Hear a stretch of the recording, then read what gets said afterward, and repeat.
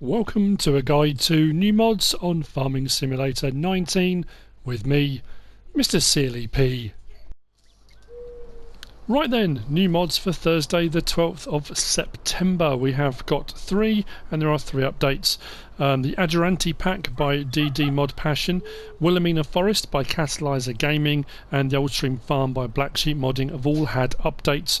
I would urge you to go and have a look in the Modhub and check the changelogs. The one for the Old Stream Farm, I think it only says there's a sleeping building, like a farmhouse, has been added. I think sleeping placeable is what it said. But yeah, go and have a look. As for the mods we have got for today, in front of us we have got the Komatsu 895 clam bunk from North Modding Company and Outlaw. We had the Ponds clam bunk the other day. This is the Komatsu version. We have the 875, don't we? So this is the 895, a little bit bigger. It's got comfort ride. This whole cab sits on a kind of floating suspension system so it can move around and keep the driver nice and comfy. A few options available for tyre and Ollisfor's tracks, and then the clam bunk on the back with the crane just above it, like so. Used as like a skidder, forwarder skidder. Logs get pulled up into the back of the clam bunk. Clam bunk can either be closed, grabbed around them, or it does have straps, and then this drags them out of the forest to be loaded onto a trailer. Very nice, neat mod, as you would expect. I like this one. Very cool. Blade and guard, again we've got options on those. This will set you back 30 slots if you want one of these. It's in the store under forestry equipment or forestry machines. So we've got the 875 forwarder already, and then we've got the 931 tree feller harvester, however you want to refer to it. So we've got the Komatsu 895 clam bunk, 300,000, so fairly pricey, not too much more than the standard forwarder. Oh, I suppose yeah, it's a big chunk actually, isn't it? So options available. We can change the main colour to anything we want to, like so. Design colour is the actual clam itself. So if I went for blue, for example, changes the colour of the clam. We can have wheel brand, knock-ins, which is the standard tyres. Then if we go to Ollisfor's, we've got a few options because this is like a double. So we can have the Pro Grip front and rear. We can have Pro Grip front, Evo rear. Evo says Evo B, so I assume back or rear. Evo front and rear. EX front and rear. Back to Pro Grip front and rear, isn't it? Yeah, back to Pro Grip front and rear. If you want to go for the Ollisfor's, back to the knock-ins. And then we've got at the front, blade and guard removed. Blade and guard. Guard with no blade. Blade with no guard. Blade and guard removed. Then we've got bunk mounted. So the bunk just behind the plate there. Or we can have bunk removed. If we go down one more, we can change the engine size from 286. Hang on a minute. Oh, there you go. The 895 Stage 3A is 263 horsepower, and if you want to go for the 895 Tier 4 Final, it's an extra 12,400. That takes you up to 286 horsepower. If you're finding the logs you're dragging, you're struggling a little bit, you might want to go for a slightly higher horsepower. So the actual machine itself.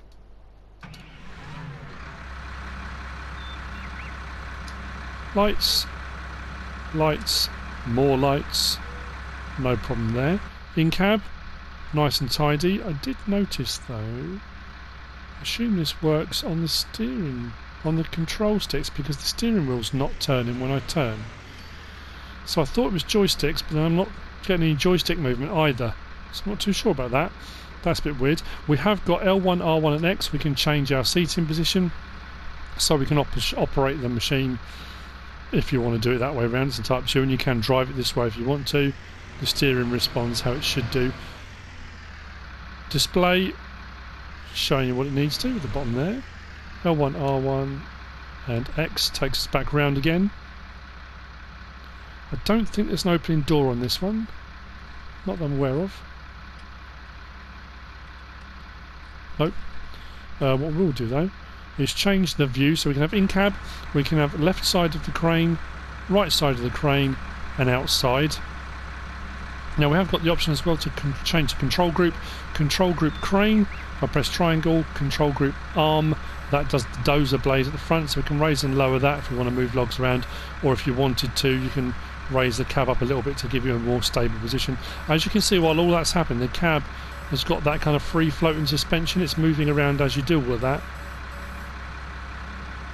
If I drive forward a little bit and then stop, you'll notice it move there on the suspension plate. It's pretty cool. So the actual, if we change that back now to support group, control group crane, should I say. The clam bunk, if I do L1, R1 and left stick, I can open and close my clam like so. And then if I go my usual crane control, so L1, raise and lower on the stick, I can go side to side. R1, actually what I'll do is bring it up, brings it out, and then if I want to I can extend the boom, so you can get quite a good reach on this actually. If I bring that right up like so, right out there, and then extend the boom, pretty good reach. And then with the claw itself we can have rotation and open and closed like so.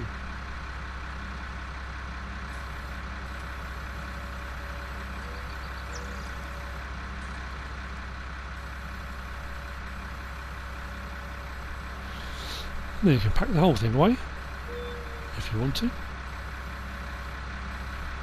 like so. We do have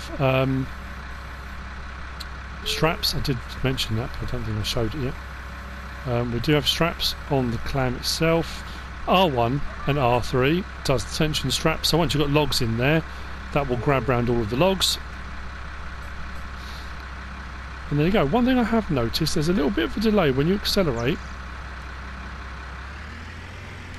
I start moving before there's any acceleration sound, just a very slight delay, but as I start to move, nothing, then it gradually builds up. It does slow down quite a bit on the turns, but that's to do with the, is it hydrostatic transmission? I'm sure I had this before on one of them, and the guys at North Modding did message me to let me know that's what can cause it. Obviously the torque and all that kind of stuff. So it does have a rear hitch on it as well. I don't remember if I showed it on the ponds. I don't think I did. So if you want to bring another trailer out with you to load up, or if you want to bring a wood chipper or whatever you want to bring out with you, in fact, just a trailer with your pack lunch in, it does have a rear trailer hitch, so you can hook up things to take along with you as well. There you go. Right, there we go. So that's the Komatsu 895 clam bunk by North Modding Company and Outlaw. Moving on to the next of our mods, we've got this here. This is the Freeland bunker silo. This is by Agrartechnik Nordeifel. There are two options here, and I'm trying to figure out what the difference is between the two, in all honesty. They obviously don't come with the chaff or grass in them. They come as a base like this, and it's freestanding. I mean, it hasn't got walls or anything like this. The pegs show you where the end of the bunker silo is at either end. They look like little Swan Vesta matchsticks sticking out of the ground there. And we do have tyres, and when it's placed you can pick these up. So if you want to go kind of fully realistic, when you cover the silo you can throw tyres over the top if you want to. I'm assuming though when you reset the game and come back in again they're probably back down the side. That's what happens with a lot of the tyres and things in game. Got a couple of pallets on the sides here with sort of sandbag weights. You can't pick those ones up. Now this says it's a small bunker silo. We'll have a look in our placeables under silos. And there are two options on this, and this is where I'm a little bit confused. It says bunker silo small, 5,000, really fairly cheap as well, and it says bunker silo small, grass. Now both of those actually do show chaff and grass in the bottom left hand corner. There are no options available. You just put it on and place it. Now this, there you go, like so. That's what it looks like when you place it without any chaff or grass in it. Now what I did was place one of each over here, and I used the fill-in silo, and I put chaff in both because I wanted to see. I thought maybe the grass one will only let you do grass, but it allowed me to put chaff in both. So I don't know what the situation is there. This one has only got 14,000 in, but it is compacted to 100%, which means I can blanket it. So when you blanket it, it goes like so.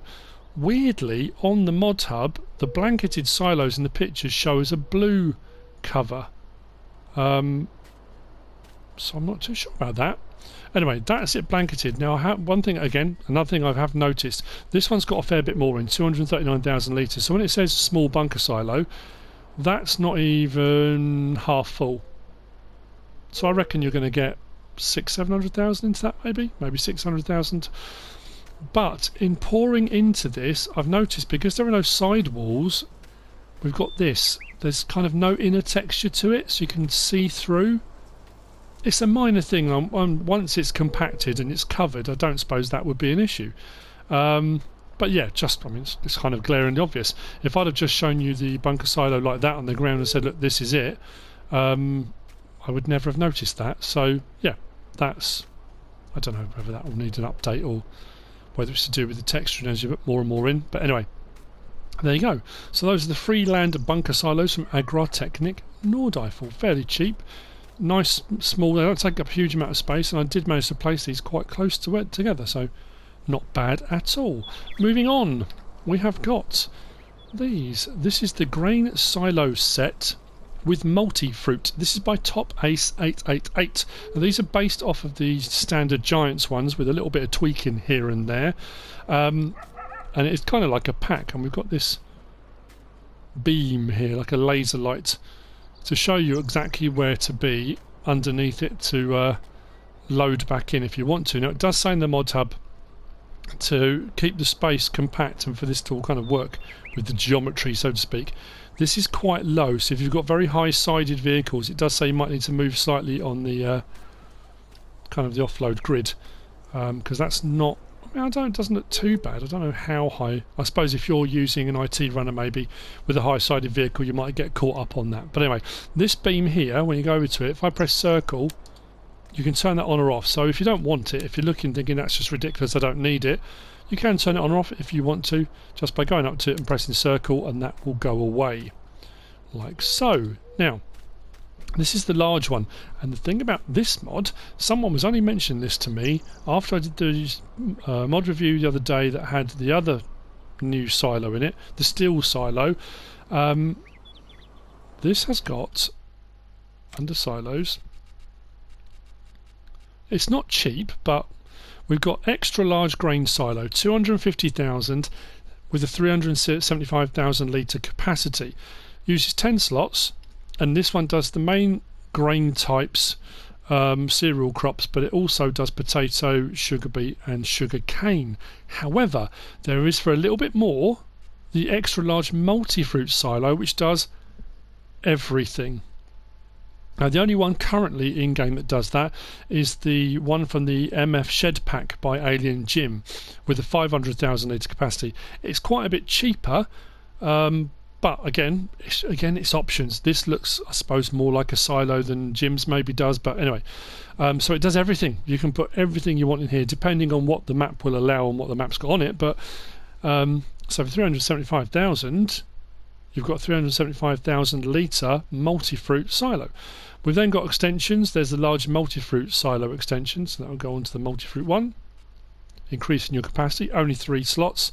Then we've got a small silo extension that does the standard crop types, and then we've got the small MultiFruit silo extension. So you can have it as either a standard grain silo or MultiFruit with a couple of extension options on there as well if you want them, which makes it pretty handy. Nicely detailed mod. I like it. But just to show you, I'm not making it up. And it kind of shows you the beam thing as well as the laser lights. like so. Quite a bright beam in the back of there. Press L3 and there we go.